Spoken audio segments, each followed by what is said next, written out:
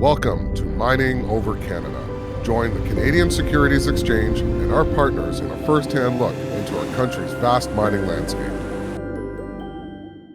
Hi, my name's Anna Serin. I'm Director of Listings Development with the Canadian Securities Exchange. Today, I am joined by Liz MacKenzie, who is with one of our issuers, Metalo Resources. Thank you so much for joining me, Liz. Thank you for having me. So I will preface this with the fact that we're having this dialogue under our special presentation of Mining Over Canada. So we can't do that, of course, without highlighting Newfoundland. But you've been an issuer of ours for many, many years now. You're one of our earlier supporters, aren't you? We are, yeah, I'm very happy to be so. We've been thrilled to see the growth that you guys have had. It's been remarkable. We were just actually in our pre-interview discussion laughing about the fact that the last time I saw you, I think was almost 4 years ago.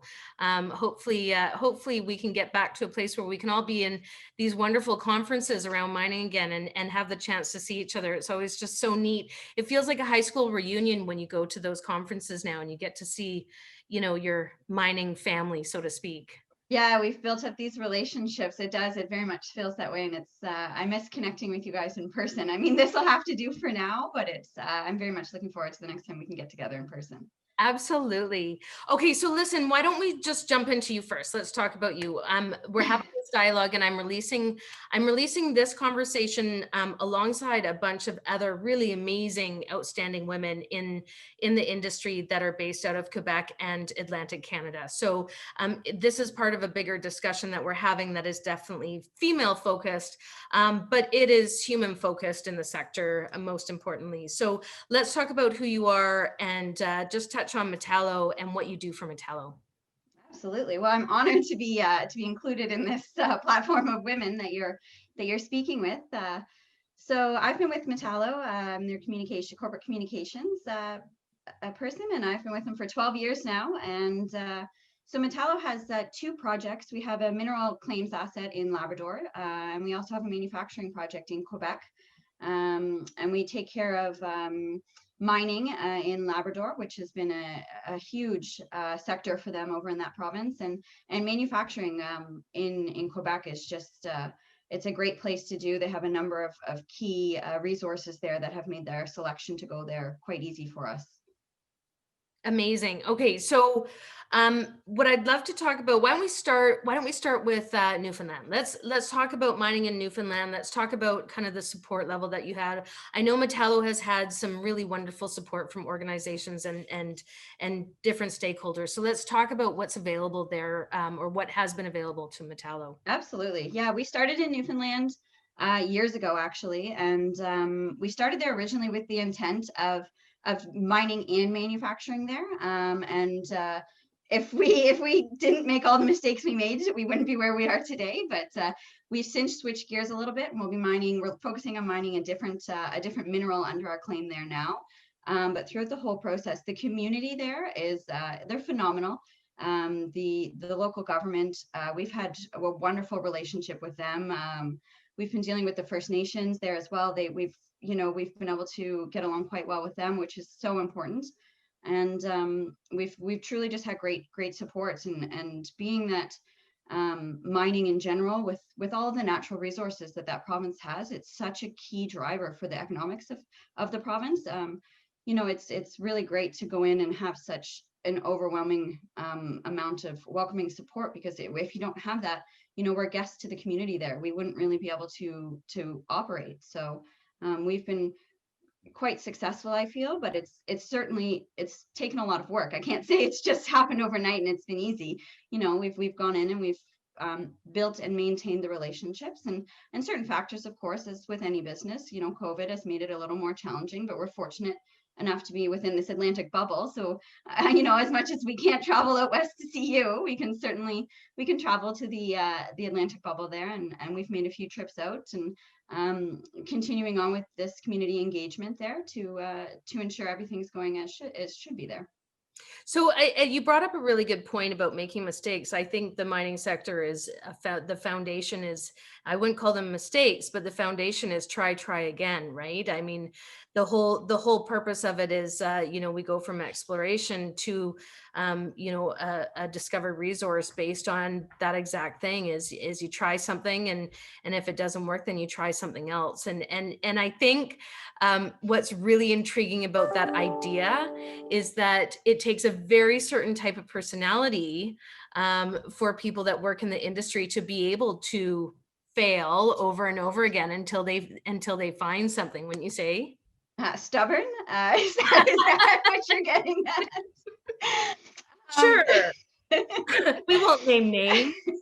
Determined might perhaps be a little better, but absolutely. I mean, we joke within our company. I mean, if you were able to just run down to the 7-Eleven and get the how-to book on mining, we would have done that years ago, and it would have made our lives a whole lot easier. But I mean, we started out and we thought we would just mine the iron ore, build the plant there, and manufacture the pig iron, and then the prices of iron ore plummeted so much, and we thought, okay, well, how can we readjust this? And they weren't quite set up at the time with the hydroelectricity and the port and infrastructure and everything that we needed. So then we started our site selection, which is what led us to Quebec. But then, we've started some market assessments there to see what else we could do with our resource, and it's led us in a completely opposite direction of what we had originally intended to do. So it's almost like a happy mistake, if you will. I mean, it's been a huge learning curve for us, but it allows you to take a step back and say, okay, we need to ensure that we're looking down every avenue and making well thought out decisions. Well, and I think that's why the CSE is just so well aligned with the sector. Our mandate is that we're the exchange for the entrepreneur, and you guys are very much entrepreneurial, having to, I think, the one thing that's important for people to understand is that when you decide to do a drill program, the technical expertise that goes into deciding what's happening on site, and the logistical planning that goes into that is also countered by the fact that you guys have to go out and find investors to support that with infusion of capital. And so it really is, it's quite something to see is the people involved in the mining sector, especially those related to the capital markets.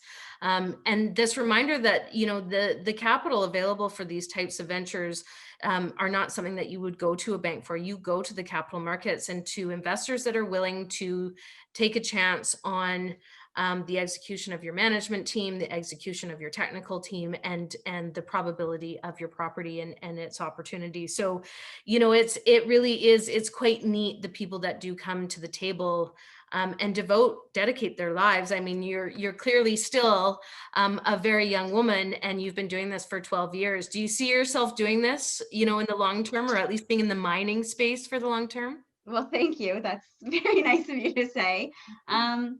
I mean, I have loved every part of it to date. I mean, I think as with anybody, there's days you wake up and you're just thinking, oh my God, am I going to go and do this again and try again? But I really do. I enjoy it. And I think you hit the nail on the head there. It's with the industry, you're not just selling your project, you're selling your team, and you're selling the fact that you need these people to have faith in your team to execute the project.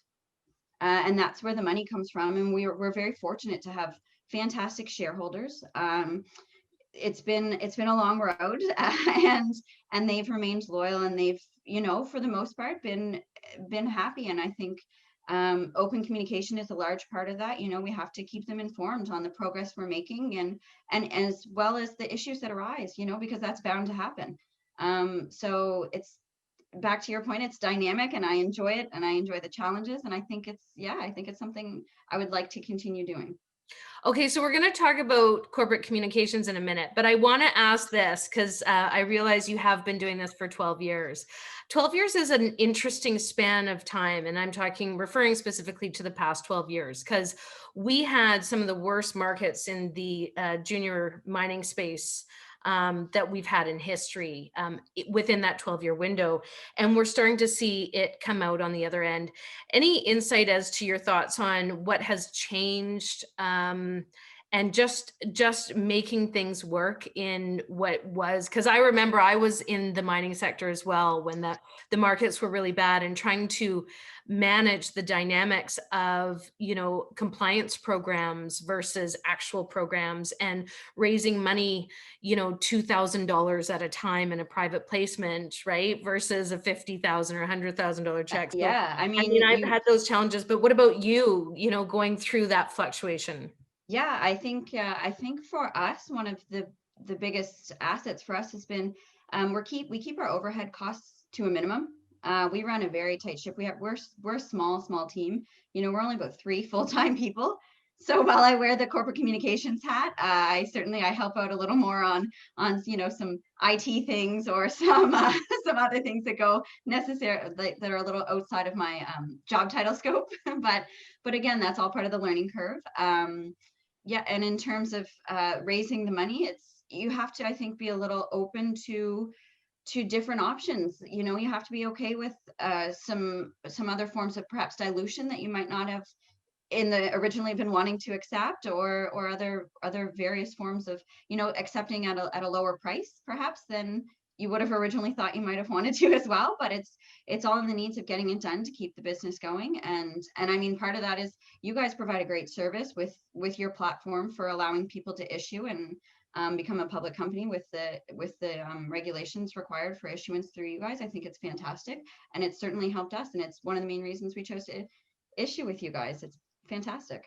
Oh, well, thank you for that. I think I'm a big believer in the business platform of the CSE, and think it provides a very needed service for especially these small cap and junior companies that don't have time to wait around for various bureaucratic approvals and costs when you're just trying to get a program run. So I'm a big believer myself. Absolutely. It's very well aligned with how we operate as well. So I think it's just, 2 peas in a pod.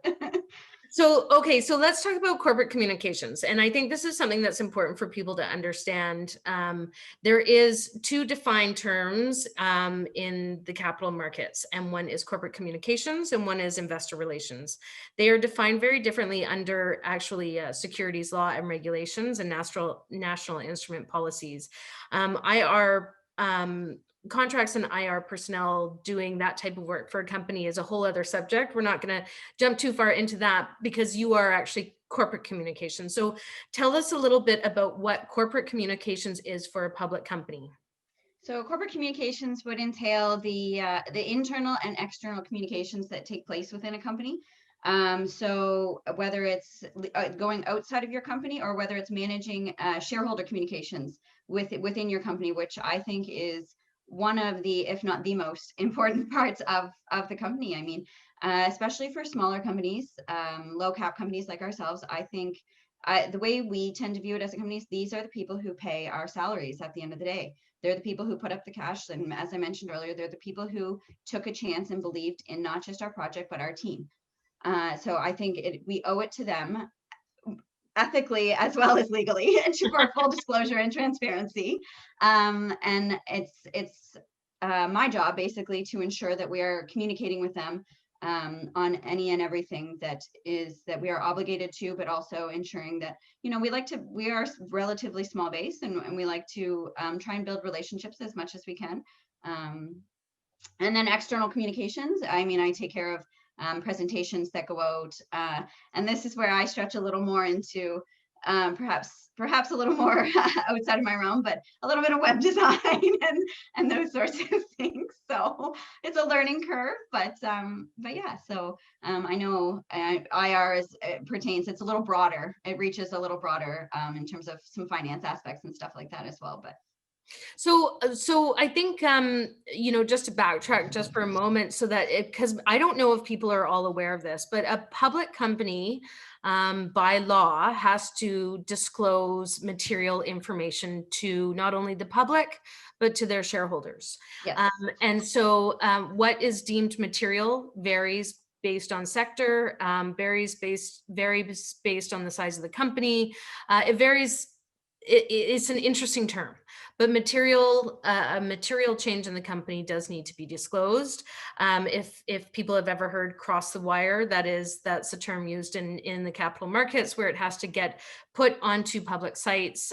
In Canada, we refer to CDAR. That's kind of the mainframe, which is hilarious because CDAR is the most archaic, old school. When you go to access website. the website, It's amazing. I remember having to go through finding information on a company and it just says news release and the date. So you have no idea what's in the news release. So there were times where I'd go through 300 press releases trying to figure out what happened with the company. You get that note in the email that someone says, just look it up on CDAR. And you're thinking, okay.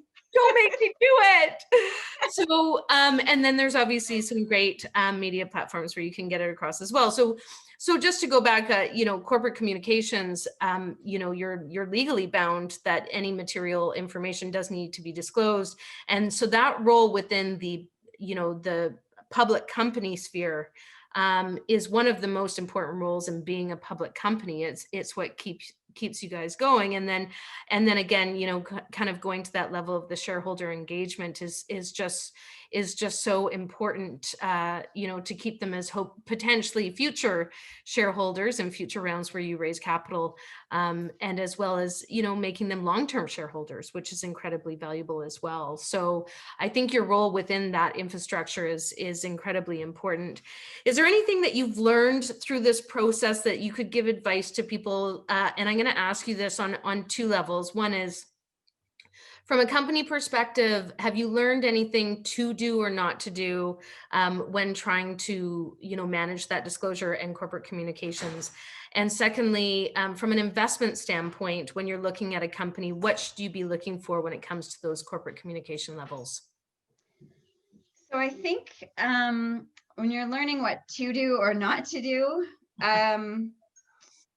I think it's important to just I think you just need to be as upfront and honest with your shareholders as possible. I mean, of course, there's the legal standard of which you must disclose by, but I don't think I can iterate it as important as it is to just be upfront and honest with your shareholders. I mean, we use your Form 7A monthly progress report every month, which is an excellent platform to just, as we say, get the good, the bad, and the ugly out there. And then it's out there, it's disseminated to everybody at once, and it's fair ball, and it's wonderful. But we have our annual meeting every month. It's coming up in December, and we open it up, and there's a Q&A period. Anybody can, ask anything they want, and we're honest and upfront, and that's the way we like to manage it. And I think that's really important. I'll clarify one thing. You said your annual meeting every month, just so that people aren't calling you every month. You mean once a year, right? Once a year, annual meeting, yes. Annual meeting annually, yes. Okay, and the other thing you brought up, and this is good for people to know as well, one thing that the CSC does a little differently than other exchanges is we have what's called a monthly progress report, which you can find directly on our website. If you go down to the form portion of each individual issuer page, you can see their monthly progress report. I think that's good for shareholders to know, or potential shareholders, that you can go, and see what's happening within a company on a month-to-month basis, not necessarily triggered by a press release. And we instilled that program specifically for markets that weren't as good markets or down markets, and mainly because we wanted to make sure that issuers were communicating with their shareholders on a regular basis, even if times were quiet and they were out there trying to raise capital or trying to find a new project to work on. And then as well too, just being that it's a junior space and a small cap space, people don't necessarily have those internal IR programs running. So it gives you guys a platform to be able to communicate on that regularly. Absolutely. It's a great way to just get that recap out there, like you said, monthly for anybody interested in just getting caught up or learning. Yeah, absolutely. Okay, so I want to finish off our dialogue with, kind of something that you and I have that's similar. Not only are we women in the industry, but we're also women in the industry who work for men in the industry, or I did at one point, who are our fathers. Yes. And I feel like this is something that should be touched on. And I say this jokingly, but in all hardness, it's, I love it. And I love my father dearly. but he jokes and he says, because she is my daughter, I expect more from her. And you know what? That's fair ball game, because I think you can attest to this. You would never want someone to look at you and say, because she is, the daughter of, she has this, and Yeah. Well, and I think it's interesting because, we kind of were talking about this earlier, was that most people I meet that are coming to the industry, not necessarily from a finance side, but a lot of the people that I meet that come to this industry have somebody in their family that has been a part of it. And, right. and I think that level of fulfillment that we see in the people around us is what draws us to it. And we need as much of that as possible, because there's so many different roles within the mining space that people can fill. And it's such an exciting and interesting sector that, hopefully we can engage more and more people in the next generation to join us. I couldn't agree more. I mean, it's young people. It's not just young women. I would love to see, hundreds, thousands of more young women join. It's a sector that's so underrepresented by young women, but young people in general, because I just don't feel, like you mentioned, it's the young people who get in are usually through genetics, because they have a family member who's in it. And there are so many. It doesn't have to be a scientific background. It doesn't have, it could be anything. It could be scientific, it could be finance, it could be communication. There's so many different areas for them to enter. And it truly is. It's so exciting. It's dynamic, and there's always something to learn. And if you enter in and you don't particularly like that sector, there's other sectors, there's other industries you could transfer to. There's so much opportunity there. And we're talking about industries that have been around for eons, right? Like the chances of this disappearing, knock on wood, anytime in the near future, it's I think a great opportunity for young people to start considering industries and sectors such as Absolutely. anything in the mining. Yeah. Well, you've worked with your dad for a long time and clearly survived it. So you deserve a gold star. Your dad is lovely. So I should be careful. I should be careful what I say, because he's a lovely man, and we have him. Metalo is a part of our Mining Over Canada, and we're just, we love you guys so much. So I should be careful, but we could do an aftermarket discussion about working for our fathers, in the mining. Yes, yeah. we could do a 5 to 7 cocktail hour or something. That's right. That's great. Is there any final pieces of advice that you have for either someone wanting to get into the sector or wanting to invest in the sector? I just think in terms of entry, it's get out there and try it. There's change happening, and there's change that will continue to happen, and change that needs to continue to happen. But it can't happen without the younger generation getting out and entering and beginning to make that change. So by all means, if anybody would like to contact me with any questions, I would be happy to answer. I'm sure we'll provide my details. But it's, there's going to be a shift, I believe, within the industry, because it's can only be an old industry for so long. We're going to have to start bringing in some younger generation. And for anybody looking at investing, well, I'm sure we'll provide my contact details, but it's just Liz at Metalo, metalo.ca. Please feel free to reach out to me, and always happy to discuss. Well, that's so lovely of you to give your contact information, because I think I remember starting out and doing absolutely everything in my power to network and to connect myself with other people. And, it wasn't easy. And I give kudos to anyone who's out there doing it.